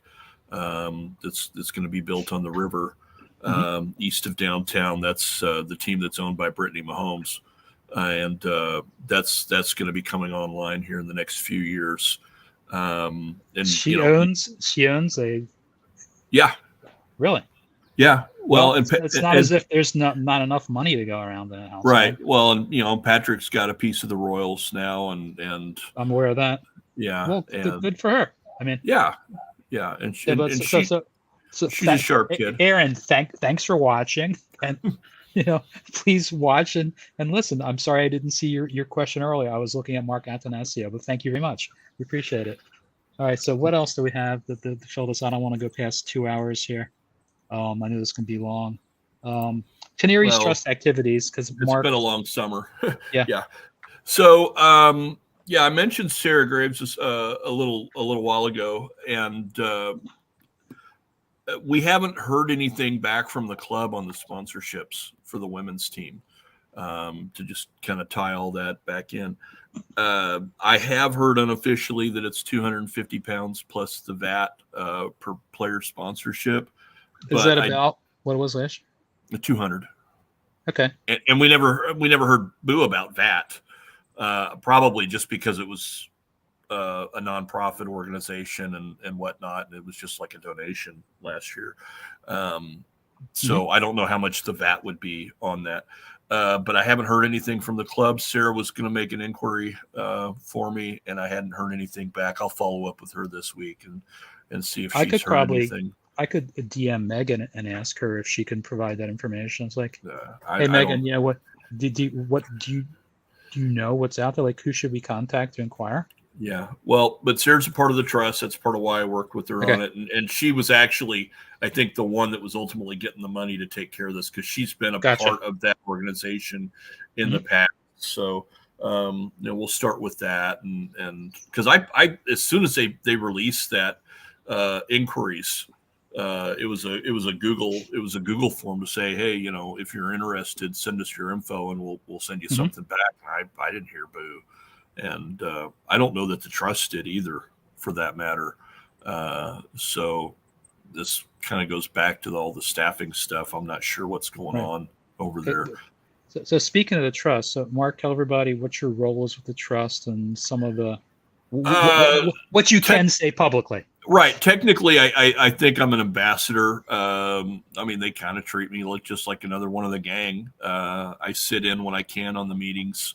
There's Zoom meetings that unfortunately are held in the middle of the During your afternoon. school day. Yeah, during my school day, and this year again, I'm not going to have a conference Because period it in the happens like afternoon. at 7 or 7:30. Yeah, It is a normal have time to have it in the evening. yeah, right? they have dinner at Yellow's there at Carroll Road, and then they go into one of the little meeting rooms there in the stadium and have their meetings. And they've been slowly acquiring more and more of these shares of the club that were sold Mhm. years and years ago, and it's it's their piece of the club has been growing, but it's basically it's a community base, it's a supporter group side ownership of the club, and they are listened to. They have quarterly meetings with the likes of Zoe Ward and other higher level representatives on the team, and it's the fans' voice to the club. Mhm. So it's a good group of people. It's Robin Sainty and a lot of other names that if you're on Norwich City Twitter, you'll recognize the people that are there. And Robin among them. I mean, he's the director or board chairman, I guess is technically, whatever. because And everybody's a director in there. right. Director of this, He director got of he got that. reelected again. I don't know if it's a 1-year term or 2-year term. I'm not sure how that works. Right. Well, the AGM is coming. The Canaries Trust AGM is coming up here in the next week or two. Okay. So Because I was thinking, did I miss that? Because normally they'd get you get email and right. and social media stuff reminding you about it. I was in camp last week when they had their meeting, so I missed it, unfortunately. Mhm. So, and I haven't seen the minutes yet back from Kathy. So, but yeah, it's a good organization. Annual membership is like Reasonable. £12. It's not much at all, and they do a lifetime membership too that I'll probably end up doing here before too long, just to go ahead and do it. Reasonable. I've paid through a PayPal for that because it's if you're not there, that's the way to provide it. It seems to be the easiest way to do Right. that with them, and that's how we were paying for those sponsorships with the women's team. Was I was just sending PayPal's over to somebody over there with the trust, and they were kicking it over to the women's club. So that all worked out. All right. So the last thing is we had a lot of talk about possible things that we could do as the AmeriCanaries, and I know the survey went out to people. Do we know what the response has been to that survey and what sort of ideas we're possibly kicking around? I know one of the things is, hey, who wants to do some sort of a group meetup at a couple of places? I know that's something that is Lord, always mentioned. God, I haven't looked at that data in ages. I'd forgotten about the survey. Okay, honestly. so for those of you listening, I need to get in. A survey went out. If you haven't filled it out, I honestly, I didn't see that many responses to it. I'll you know what? We'll go back and we'll repost that. Well, maybe link too for the form. Right. Now that we're in the season, because we did it in the off season, and I think everybody's like, okay, this season was horrible. Let's just and everybody tuned out for the summer because but some of it was okay. If we were going to come up with stuff, what sort of stuff would people want? Swag. What sort of swag would people be interested in? Right. I mean, I put that form out 2 months ago, and I haven't looked at the data in about 6 weeks. So My apologies. I need to go back and look at all that Yeah, you've been busy. a little. So, what else we got? We're think just that's inside. We're just inside of 2 hours, which I think that There you you go. know how we spent our summer vacation and, Yeah, I and think all so. the Yeah, rest. I know. Well, yeah, I know. Well, I know there was a lot to discuss, and then in the future, we're hoping to line up some more of the special guests. We have lots of feelers out there. I know Yeah. Haji will definitely want to come back on. Especially, I'd love to talk to him about the experience of calling both Norwich games, in Scotland. You got to make sure you say it right. I'm he sure. he checked off several boxes there. Yeah, right, that right. weekend. So, right. So I'd love to hear from the expert, and he is now doing more Norwich content. Which is he's a part of several pods. We want to get Rob Butler and Chris Gorham on, Right. and a couple other people. Love to get Lucas back on.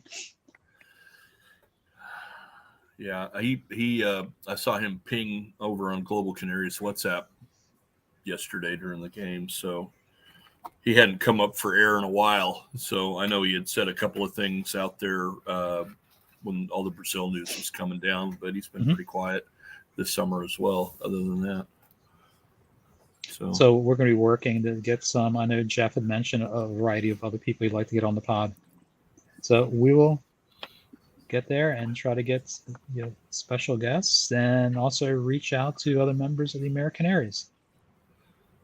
And if Sargent scores a goal, we'll have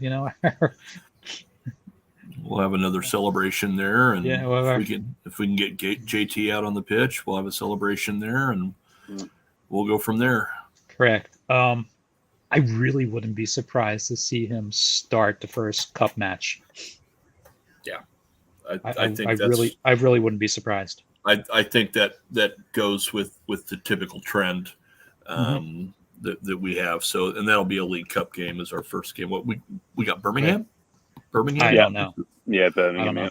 Yeah. I wouldn't be surprised to see that be his first team. I think it's likely. Yeah, I think he's likely to play in that one at least. Yeah.